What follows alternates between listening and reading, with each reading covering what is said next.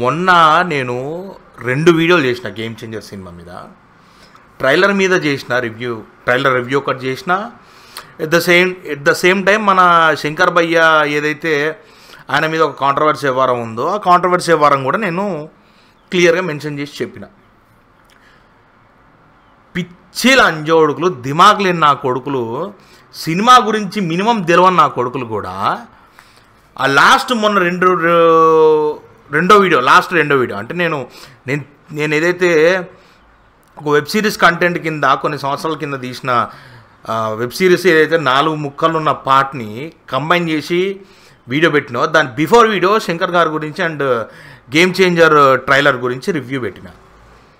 అరే ఒక్కొక్క నా కొడుకు అన్నారు కదా, మీరే అన్నారు హిట్ అయితే వెళ్ళి ఆయన మడ్డగుడు ఇవన్నీ మాట్లాడారు, కింద కామెంట్లు పెట్టిర్రు. ప్రతి నా కొడుక్కి నేను సమాధానం ఇచ్చిన. అంటే నేను ఎంత గట్ ఫీలింగ్ ఉంటే నేను ఆ మాట మాట్లాడతా అనేది ఇప్పటికన్నా ఈ కుక్కలు అర్థం చేసుకోవాలి. చెప్పు తీసుకొని కొట్టినా నష్టం లేదురా మీలాంటి కుక్కల్ని. నేను చెప్తున్నా కదా, మీరే సర్వనాశనం పట్టిస్తారు. మీలాంటి వాళ్ళే మా స్టార్ సినిమాలు లేపుకుంటారు, మేము బ్లాక్ బాస్టర్ చేసుకుంటామని మీలాంటి నా కొడుకులే సినిమాని గుడిపి పాడేస్తారు. అర్థమవుతుందా? మీ అసంటోళ్ళు చెప్పు తీసుకొని కొట్టినా నష్టం లేదురా. నేను నిజంగా చెప్తున్నా క్లియర్గా. ఈ గప్పాలు కొట్టకూడదు. హానెస్ట్గా జడ్జిమెంట్ ఇచ్చినప్పుడు నువ్వు నిజాన్ని ఒప్పుకునే దమ్ముంటే మాట్లాడాలి. ఇవాళ ఏమైంది మరి? ఇవాళ గేమ్ చేంజరు ఇవాళ ఇప్పుడు రామ్ చరణ్ అన్న ఆయన పర్ఫార్మెన్స్ అంతా చేసినా కూడా సినిమా ఇప్పుడు గట్టెక్కలేని పరిస్థితులు కనపడతా ఉంది. నేను చెప్పిన ఇప్పుడు రేపొద్దున శంకర్ అన్న చేయవాటికి రేపొద్దున దిల్ రాజు సార్ చచ్చిపోతే ఏంది పరిస్థితి? అంటే ఆయన నెంబర్ 1 ప్రొడ్యూసరు, గొప్ప డైరెక్టర్లకి కొత్త డైరెక్టర్లకి అవకాశాలు ఇచ్చి వాళ్ళకి లైఫ్ ఇచ్చిన ఆయన. మరి ఇప్పుడు 3 సంవత్సరాలు మీరు గుడిపి ఇప్పుడు మరి రామ్ చరణ్ అన్న 3 సంవత్సరాల వరకు మరి ఆయన మొహం మాకు కనపడలే. మీ గేమ్ చేంజర్ సినిమాతోనే మొహం కనపడ్డది. మరి ఇప్పుడు ఆ సినిమా పరిస్థితి ఏంది? ఇప్పుడు టికెట్ బుకింగ్ అసలు ఎట్లా నడుస్తుంది చూసుకుర్రా మీరు ఒకసారి? సినిమా నిజంగా ట్రైలర్లో ఎంత అంటే నేను చెప్పినా కదా ఆల్రెడీ, అసలు ఎక్సైట్మెంట్ మూమెంట్ లేదు. అది ఎంత సప్పగా వచ్చిందో అంత సప్పగా వచ్చింది ట్రైలరు. మరి యాంటిసిపేషన్ ఏడకెళ్ళి క్రియేట్ అవుతుంది? అంటే జనాలు నీ ట్రైలర్లో ఏముందని చూసి ఊరికొచ్చి థియేటర్ వరకు చూడాలి, జస్ట్ చరణ్ అన్న కోసం వచ్చి చూడాలి, అంతే కదా. ఇప్పుడు నేను కూడా చరణ్ అన్న కోసము మరి శంకర్ సార్ ఎట్లా తిరిగి మేకింగ్ ఉంటుంది, ఆయన మ్యాజిక్ చేస్తాడు కాబట్టి మేకింగ్ మంచిగానే ఉంటుంది.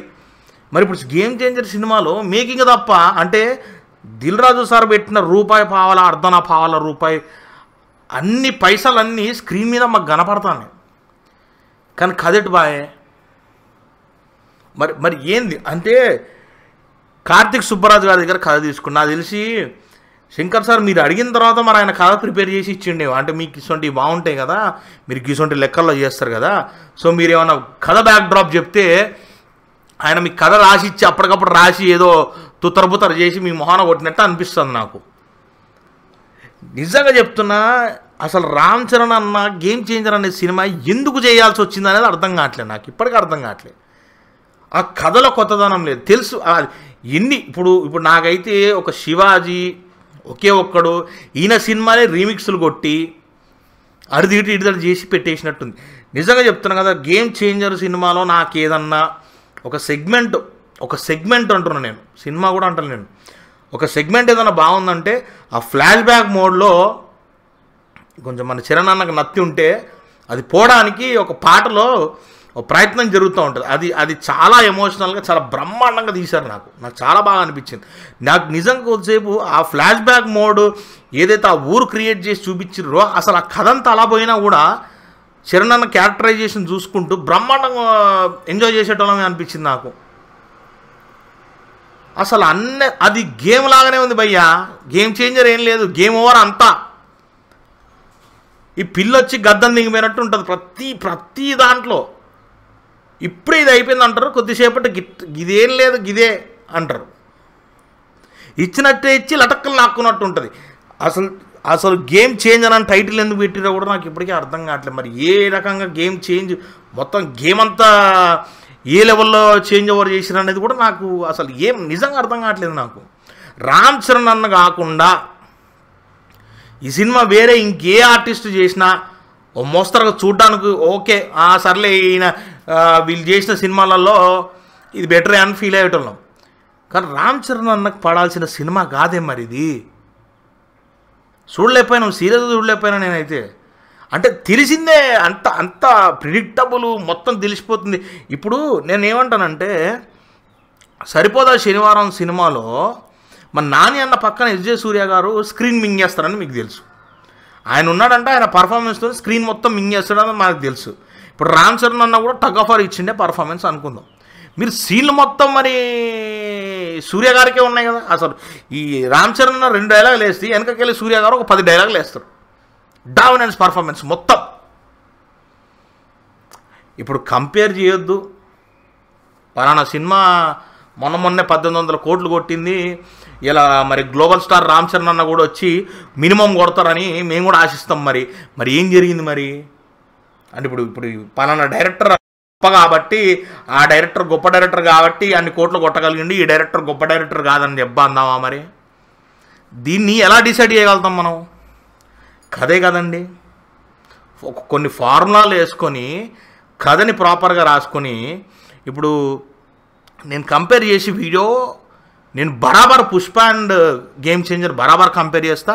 కంపేర్ చేయకపోతే, కాంపిటీషన్ నడవకపోతే మీ ఎక్స్పైరీ డేట్లు మీకు తెలియదు.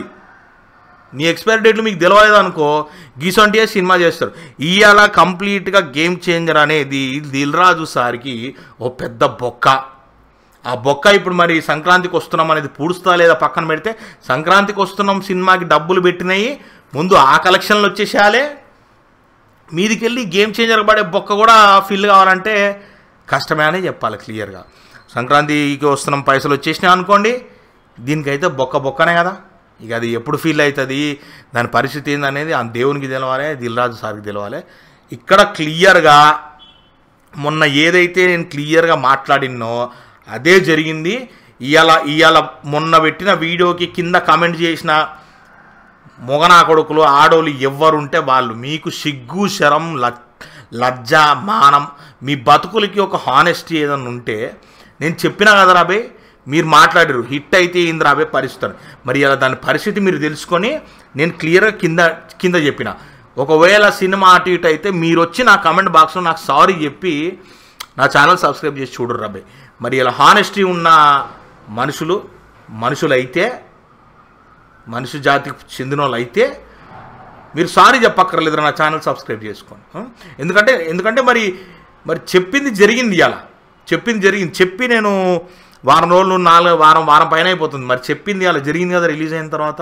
So audience point of view ఆలోచించి సినిమాలు తీసి సినిమా కథల్ని జడ్జి చేసుకొని దాన్ని లైనప్లోకి తీసుకెళ్తే ఇలా ప్రొడ్యూసర్ అనేవాడు బతుకుతాడు, డైరెక్టర్ అనేవాడు కూడా పేరు వస్తుంది, అందులో పనిచేసే ఆర్టిస్టులకు కూడా పేర్లు వస్తాయండి.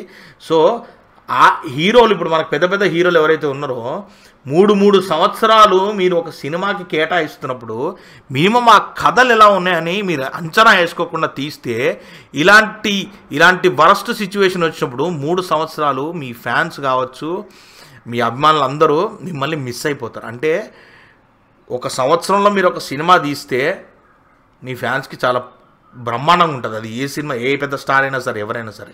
కానీ 3 సంవత్సరాలు మీరు టైం కేటాయించి ఇలాంటి వరస్ట్ సినిమా తీసి వాళ్ళకి చూపిస్తే మీ ఏజ్ గ్యాప్లో 3 ఏళ్ళు వెళ్ళిపోతాయి. మీ ఏజ్ గ్యాప్ పోదా ఒకసారి మీరు ఆలోచించుకోండి. హీరోలు అందరూ ఒకసారి ఆలోచించుకోండి, మీ ఆర్టిస్టులు అందరూ మీకే తెలియాలి. మీ ఏజ్ గ్యాప్ అనేది నిండిపోదా? ఓ సంవత్సరం కష్టపడి ఒక డిజాస్టర్ అయిందంటే సంవత్సరమే పోద్ది. 3 సంవత్సరాలు కష్టపడిన తర్వాత అది డిజాస్టర్ అయితే 3 ఏళ్ళు మీ వెనక్కి పోద్ది, మీ ఫేస్ వాల్యూ వెనక్కి పోద్ది. కొంత ఏజ్ వచ్చిన తర్వాత ఒక 60-65 ఏళ్ళు వచ్చిన తర్వాత మేము మళ్ళీ హీరోల్లా చేస్తామంటే కుదరదు. కొంత టైం వచ్చిన తర్వాత కుదరదు. ఎక్స్పైరీ డేట్ ప్రతి ఒక్కరు గుర్తు తెచ్చుకోవాలి. కొత్త టాలెంట్ ఎంకరేజ్ చేయండి, కొత్త రైటర్స్ని తీసుకురండి, కొత్త డైరెక్టర్స్ రావాలి. మీరు దిల్ రాజు గారు, మీకు మీ డెసిషన్ కూడా ఒక టైంలో ఇప్పుడున్న డెసిషన్ మేకింగ్ చూస్తుంటే మీరు ఎక్కడో కింద పడిపోతుర్రో అది అర్థమైపోతుంది. సో నాది ఒకటే విన్నపం అండి, కొత్త జనరేషన్ని తీసుకొని రండి, కొత్త రైటర్స్ని తీసుకొని రండి. అండ్ కొత్త రైటర్స్కి పెద్ద స్టార్స్ని ఇవ్వకపోయినా కూడా వాళ్ళకి తరహాగా వాళ్ళకి ఎంత తగ్గట్టు అంత ఇచ్చి మీరు కొత్త టాలెంట్ని ఎంకరేజ్ చేస్తే మీరు ఫైనాన్షియల్గా బాగుంటారు, బిజినెస్ పరంగా బాగుంటుంది. అండ్ తెలుగు ఫిలిం ఇండస్ట్రీలో పనులు ఇంకెక్కువ అవుతాయండి. సో అది దృష్టిలో పెట్టుకోవాలనేది నా ఉద్దేశం. సో క్లియర్గా చెప్తున్నా, మీరు ఎవడైతే కామెంట్లు పెట్టిర్రో వాళ్ళు వచ్చి మీరు సారీ చెప్పకున్నా పర్లేదురా నా ఛానల్ సబ్స్క్రైబ్, మీకు హానెస్టీ లాంటివి ఏమైనా ఉంటే. లేకపోతే మీలాంటి వాళ్ళని చెప్తున్నా కదా, చెప్పు తీసుకొని కొట్టినా కూడా తప్పే లేదు. అది